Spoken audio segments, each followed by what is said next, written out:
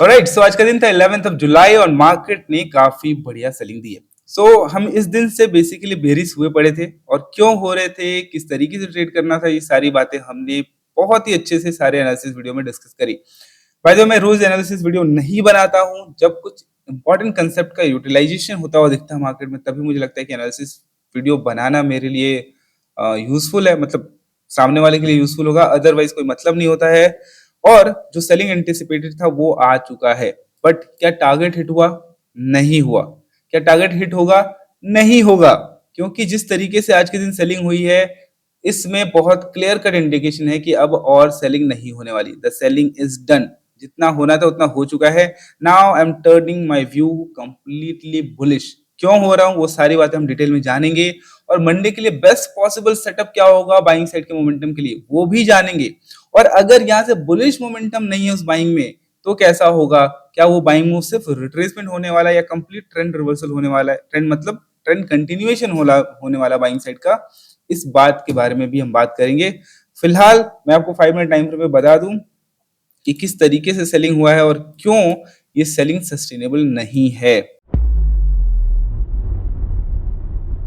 By the way, मैंने आज कोई ट्रेड नहीं किया है बिकॉज मेरा दिन का प्लान कुछ और था and I was busy in that. यहाँ पे ध्यान देंगे तो हमने डिस्कस करा था कि अगर मार्केट में बड़ा फॉल आना है गैप डाउन के बाद, तो अच्छा फॉल, मोमेंटम फॉल कब आएगा? तो मार्केट में गैप डाउन के साथ ही बाइंग आएगी और पहले रिजेक्शन के बाद मार्केट उसके ऊपर चला जाएगा। ये रिजेक्शन के ऊपर जाके मार्केट फेल करेगा और मार्केट रुकेगा गिरने से पहले, तब मार्केट में कंटिन्यूअस ट्रेंडिंग डे देखने को मिलेगा। बट ऐसा हुआ है क्या? बिल्कुल भी नहीं। मार्केट गिरा तो है, पर जो स्ट्रक्चर चाहिए ताकि इसको ये फर्दर सपोर्ट करे फॉल को, वो नहीं मिला है यहाँ पे। यहाँ पे इनफैक्ट जो स्ट्रक्चर फॉर्म हुआ है आज के दिन में, वो क्लियर कट चिक चिक के बता रहा है कि भाई मंडे को मैं नहीं गिर रहा। राइट, मंडे को बहुत ज्यादा चांसेस हैं, चाहे मार्केट का इंटेंट अब यहाँ से कुछ भी हो, मंडे को तो बाय ट्रेड ही बनना है। बट चांसेस ज्यादा है कि वो बाय ट्रेड एक्चुअली रिवर्सल का रीजन भी बनेगा इस सेलिंग मूव के। और इसलिए मैं बोल रहा हूँ कि कोई डाउट ही नहीं है कि मंडे को सेल ट्रेड तो नहीं ही लेना है, मेरे को तो नहीं लेना है। सो सो आज का फिर वो सेटअप तो बना नहीं सेलिंग का।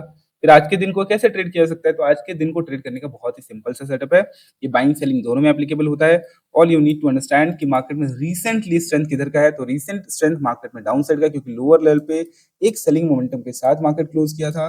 और ऐसे में जब भी मार्केट सेम डायरेक्शन में ओपन होता है और ओपनिंग के साथ ही इस स्ट्रेंथ के अगेंस्ट घूमता है, all we need to identify a higher low to take a short trade.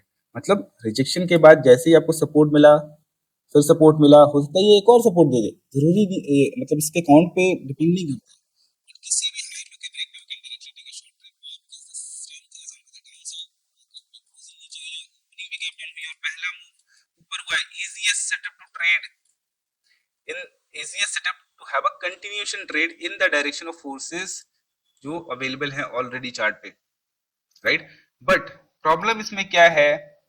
I cannot expect और hold a target below this. अगर मैं इस सेटअप के बेसिस पे ट्रेड ले रहा हूँ, लेट्स से मैंने यहाँ पे ट्रेड लिया, राइट, मैंने यहाँ शॉर्ट किया, तो इसके ब्रेक के बाद I will not be waiting in the market, क्योंकि बड़ा कंटिन्यूएशन के कई सारे तरीके होते हैं। तो मार्केट में पहला मूव तो हो गया, अगर इसके अगेंस्ट में एक अच्छा रिट्रेसमेंट आ गया होता और फिर मार्केट साइडवेज होने के बाद सेलिंग कंटिन्यू करता, तो हमें बहुत ही बढ़िया सेलिंग देखने को मिलता और सस्टेनेबल भी होता है। बट दिस डायरेक्ट सेलिंग, जहाँ पे एक सपोर्ट यहाँ पे होल्ड करा है और ब्रेकडाउन के बाद बिना रुके सीधा चलता चला गया है, दिस इज अ बिहेवियर जो ज्यादातर केसेस में देखा जाता है जब मार्केट को अपना सेलिंग एंड करना होता है, जितना सेल होना होता है आज ही हो जाना है।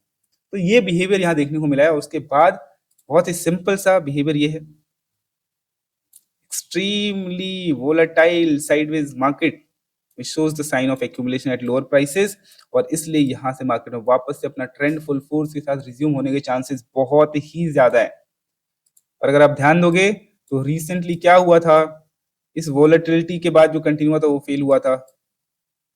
यहाँ पे भी देखेंगे तो टॉप पे मार्केट काफी ज्यादा वोलेटाइल हुआ था, देन मार्केट ने चेंज करा था अपना डायरेक्शन। यहाँ पे भी देखेंगे तो बॉटम पे वोलेटाइल हुआ मार्केट में, हाई हाई चांसेस हैं कि एंड में जो कंटिन्यूशन दिख रहा है ना, ये भी रिवर्स होकर मार्केट ऊपर ही जाने वाला है। अब बात करते हैं थोड़ा सा डेली टाइम फ्रेम पे कि ऐसा मैं क्यों बोल रहा हूँ, और बाकी फिर सेटअप्स के बारे में बात करेंगे क्या सेटअप बन सकता है। तो डेली टाइम फ्रेम पे अगर हम देखें तो हमें क्लियर कट दिखेगा कि ये जो ब्रेकआउट हुआ है यहाँ से यहाँ तक, ये breakout has happened with a failure. पहला पॉइंट, रेंज का ब्रेकआउट फेल होके नीचे आने की चांसेस बहुत कम है, क्योंकि ट्रेंड के डायरेक्शन में ये कंटिन्यूशन हुआ विद अ ट्रैप।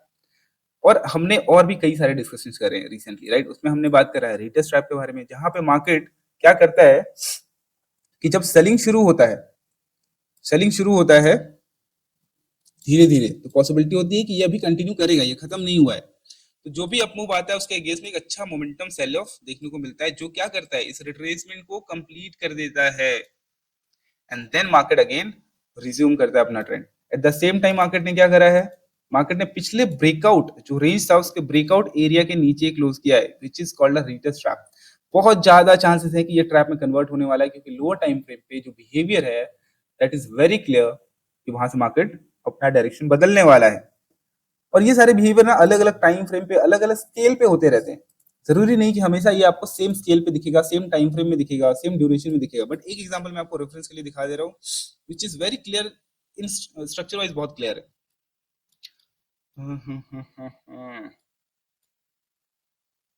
ऑलराइट, सो यहाँ पे देखेंगे, तो यहाँ पे देखेंगे तो बुलिश मार्केट था और यहाँ से मार्केट स्लो हो गया था, राइट? इस स्लो होने के बाद जब मार्केट बाइंग साइड गया है, इट हैज नॉट सस्टेन्ड। अभी के केस में तो यहीं से घूम गया है, बट यहाँ पे ऊपर जाके घुमा है, वो मैटर नहीं करता। इंपॉर्टेंट है कि स्लो हुआ है तो मार्केट बहुत दूर नहीं जाएगा बिना इसके नीचे गए हुए, बिना सेलिंग को कंप्लीट किए हुए ऊपर जाता नहीं जनरली। और लास्ट जो ब्रेकआउट हुआ था ना, वो इस पॉइंट का हुआ था।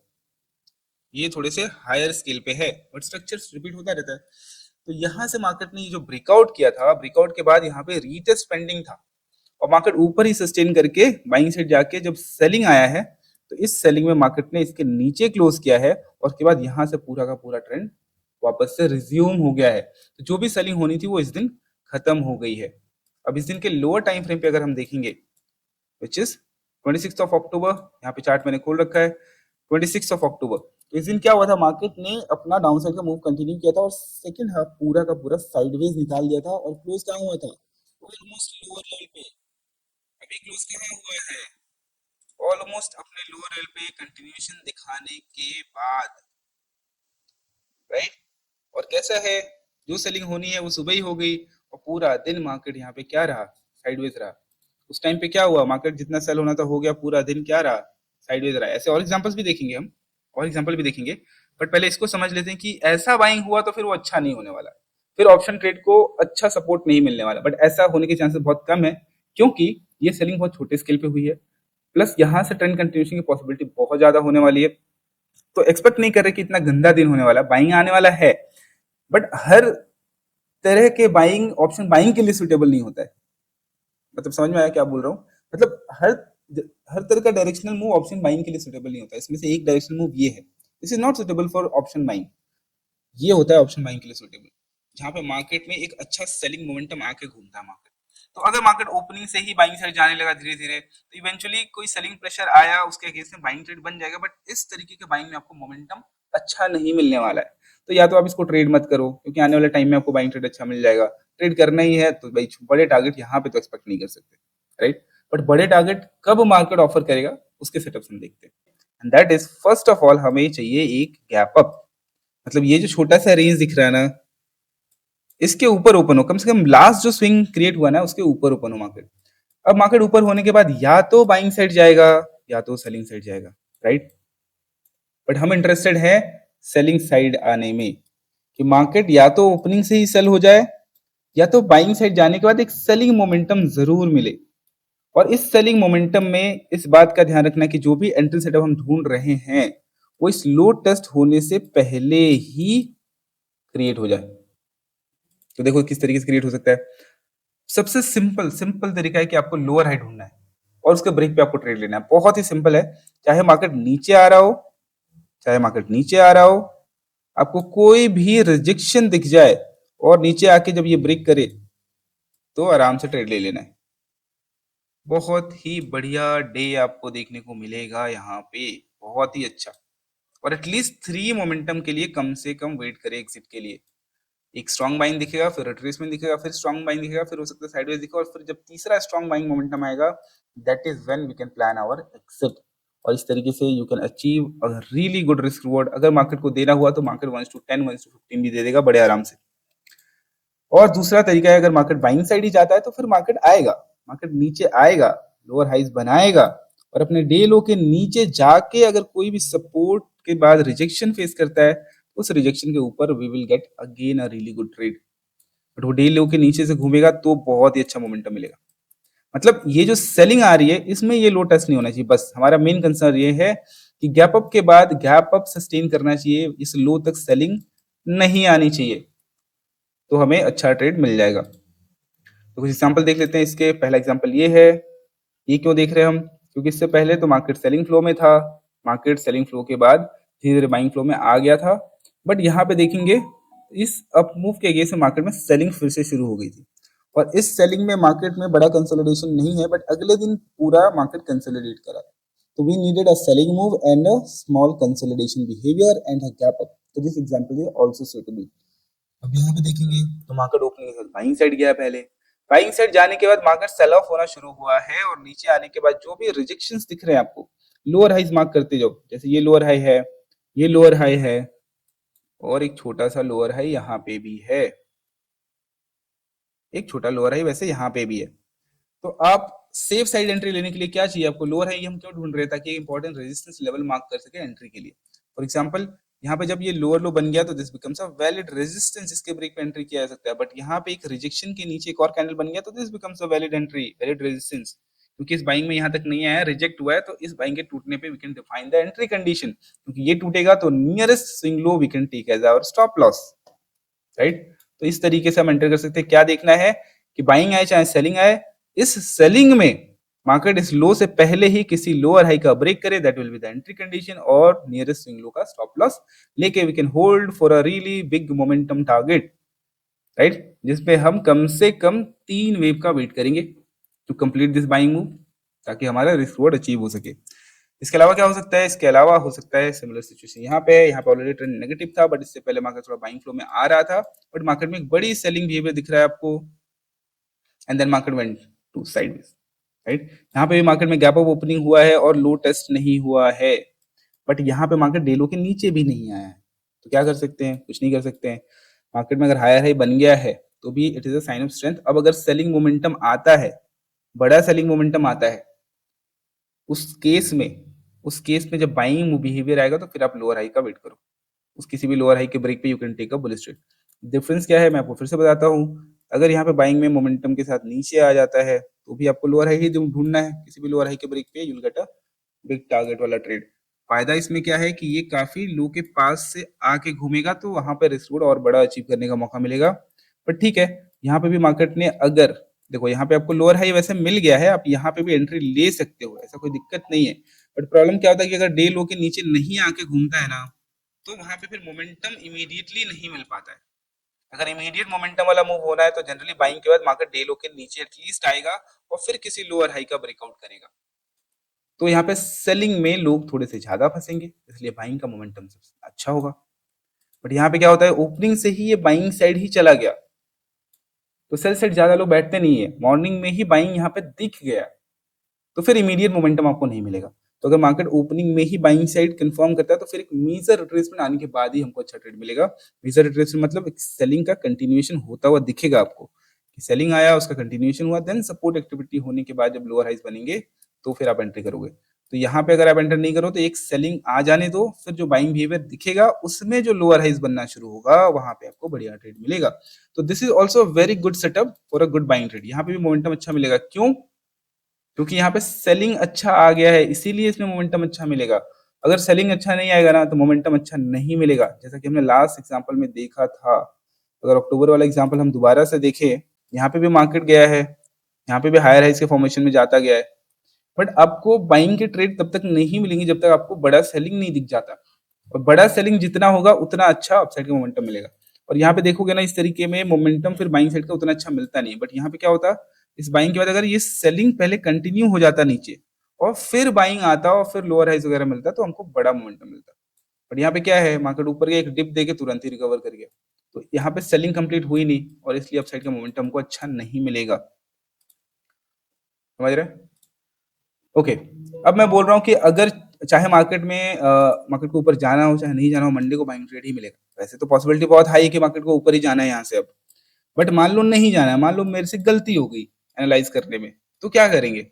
तो भी सेलिंग ट्रेड तो नहीं लेंगे, क्योंकि मार्केट जब इतना गिरने के बाद साइडवेज होता है और नीचे भी चला जाता है, मान लो यहाँ पे खुला और नीचे ही चला गया, ठीक है, तो भी क्या होगा कि बाइंग मार्केट कहाँ से सेल हो रहा है? यहाँ से सेल हो रहा है, एक छोटा सा रिट्रेसमेंट देखिए और सेल हो गया, तो एक मेजर रिट्रेसमेंट आने की पॉसिबिलिटी बहुत हाई हो जाती है। तो मार्केट और नीचे गिरेगा तो भी इसको बाइंग ट्रेड देना है, ऊपर जाना है तो भी इसको बाइंग ट्रेड देना है। बस फर्क इतना है कि इसके नीचे जाके अगर बाइंग ट्रेड देगा तो वो हायर लेवल से फिर सेल हो जाएगा, और उसके लिए हम टारगेट एक्सपेक्टेशन बहुत बड़ा नहीं रखेंगे। आज का जो रेंज टूटा है उसी रेंज का ये वाला एरिया हम सोचेंगे, अगर हमको इसके नीचे जाके बाइंग ट्रेड मिलता है। इसके एग्जांपल देख लेते हैं, यहाँ पे देखेंगे यहाँ पे आसपास में ही दो एग्जांपल है। जैसे यहाँ पे सेलिंग हुआ है और मार्केट इस सेलिंग के बाद यहाँ पे अब यहाँ पे साइडवेज हो गया, थोड़ा सा मोमेंटम लूज कर दिया है, बट अगले दिन मार्केट गैप डाउन खुल के नीचे ही गया है, राइट। तो अगर नीचे जाता है तो भी बाइंग ट्रेड ही बनना है, बट उसको एग्जीक्यूट करने का तरीका क्या होगा कि इस तरीके के कंटिन्यूएशन में हम तब तक ट्रेड नहीं करेंगे जब तक एक पूरा का पूरा स्विंग रिवर्स नहीं हो जाता, because that swing reversal will be the sign of strength. अब एक बार स्ट्रेंथ दिख गया तो फिर जो दूसरा सेलिंग है उसमें जो सपोर्ट एक्टिविटी होगा और रिजेक्शन फेस करेगा मार्केट, उस रिजेक्शन के ऊपर you can take an attempt and you will wait for the two momentum move, because अगर ये रिट्रेसमेंट है तो ये भी 3 वेव में कंप्लीट होगा। तो पहला मूव हम छोड़ेंगे, दूसरे मूव में अगर सेलिंग है और सपोर्ट दिखता है तो रिजेक्शन के ऊपर हम एंटर करेंगे, और एक और रिजेक्शन के बाद कंटिन्यूएशन में हम सोचेंगे हमको एग्जिट करना है, ठीक है। सिमिलर एग्जांपल एक और अवेलेबल है यहाँ पास में ही, ये भी देख लेते हैं। यहाँ पे देखेंगे तो यहाँ पे क्या हुआ, मार्केट ओपनिंग के साथ बाइंग साइड गया है और हायर लेवल से सेल होता रहा है, और टुवर्ड्स द एंड मार्केट में थोड़ी वॉलेटिलिटी है, बट एक छोटा सा रेंज बन गया, राइट। अब यहाँ पे मार्केट क्या हुआ, इसके नीचे ओपन हुआ है और नीचे ही जा रहा है, तो पहले क्या करना है, वेट करना है ये पूरा स्विंग रिवर्स होता है नहीं। पूरा स्विंग रिवर्स हो गया, इसका मतलब आज के दिन स्ट्रेंथ है, आज के दिन इस मोमेंट पे स्ट्रेंथ है, मार्केट रिट्रेसमेंट के लिए जा सकता है। और रिवर्सल के बाद अगर मोमेंटम सेलिंग दिख रहा है तो you wait for a support activity and rejection behaviour. जैसे यहाँ पे देखेंगे सपोर्ट लगा है, इस कैंडल में बहुत स्ट्रॉन्ग रिजेक्शन दिख रहा है, इस रिजेक्शन के ऊपर we can plan a long trade and will wait for third wave. पहला वेव छोड़ा है हमने, दूसरे वेव में एंटर कर रहे हैं और तीसरे वेव में विल एग्जिट द ट्रेड। तो अगर रिट्रेसमेंट भी आना है नीचे जाके तो भी क्या करेगा मार्केट, ऊपर का एक ट्रेड देगा। ये गिरेगा ये जरूरी नहीं है, इसके बाद साइडवेज भी हो सकता है, ठीक है। तो यहाँ पे ऐसा हुआ है तो इसलिए उस दिन भी होगा, ऐसा जरूरी नहीं है। ऑलराइट, सो मैं आपको दोबारा से सेटअप रिवाइज करता हूँ, बहुत सिंपल है।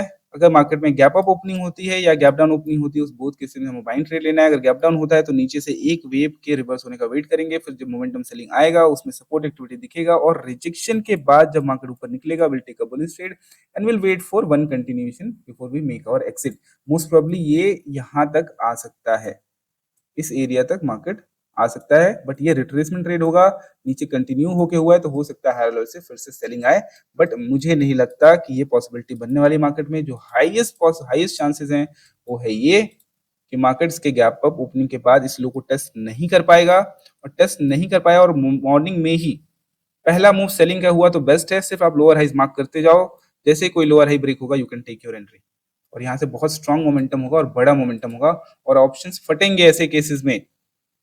बट उसके अलावा क्या हो सकता है, मार्केट अगर बाइंग साइड जाता है और मोमेंटम सेलिंग आती है डे लो के नीचे तक, फिर कोई सपोर्ट एक्टिविटी दिखता है और कंटिन्यूएशन नहीं हो पाता है, लोअर हाइज के फॉर्मेशन दिखते हैं, तो उसके ब्रेक पे भी हमको बाइंग साइड का ट्रेड मिलेगा।